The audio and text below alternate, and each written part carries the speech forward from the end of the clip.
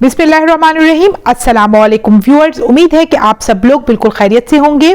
जैसा कि माह रजब शुरू हो चुका है, अल्लाह पाक इस माह के सदके हम पर अपना रहम करम फरमाए, फजलो करम फरमाए, आफियत और रहमत फरमाए। इस महीने के सदके अल्लाह पाक हम सब की जायज़ हाजात को पूरा फरमाए। आज मैं अपने व्यूअर्स के लिए एक ख़ास रजब के महीने को मद्देनज़र रखते हुए एक वजीफ़ा लेकर आई हूँ और इस वजीफ़े की मदद से इंशाअल्लाह आपकी तमाम जायज़ हाजात या ज़रूरी काम फ़ौरन हो जाएंगे।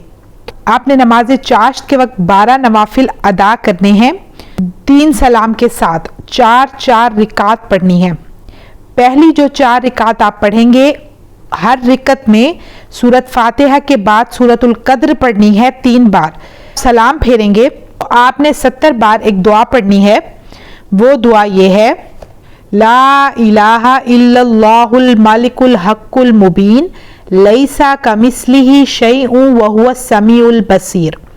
इसके बाद आप 4 रिकात और पढ़ेंगे और हर रिकत में सूरत फातिहा के बाद 3 बार सूरत नस्र पढ़ेंगे और सलाम फेर लेंगे। सलाम फेरने के बाद आपने 70 बार एक दुआ पढ़नी है, इन्ना का कवियुम मोइनु वाहिदुन दलीलुन बिहक्की इय्याका नअबुदु व इय्याका नस्तईन। फिर 4 रिकत और अदा करनी है। उसमें सूरत फातिहा के बाद 3 बार सूरत इखलास पढ़नी है और सलाम फेर लेने के बाद 70 बार सूरत अलम नशरा पढ़नी है और अलम नशरा पढ़ लेने के बाद अल्लाह पाक से खूब गिड़गिड़ा के पुरखलूस नियत से एक तड़प के साथ दुआ मांगनी है।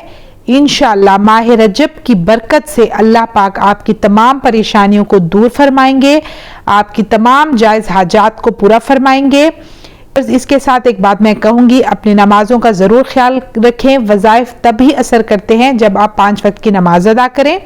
तो मुझे दीजिए इजाज़त, इंशाअल्लाह मैं फिर हाजिर होंगी। अपना ढेर सारा ख्याल रखिएगा, दुआ में याद रखिएगा। अल्लाह हाफ़िज़।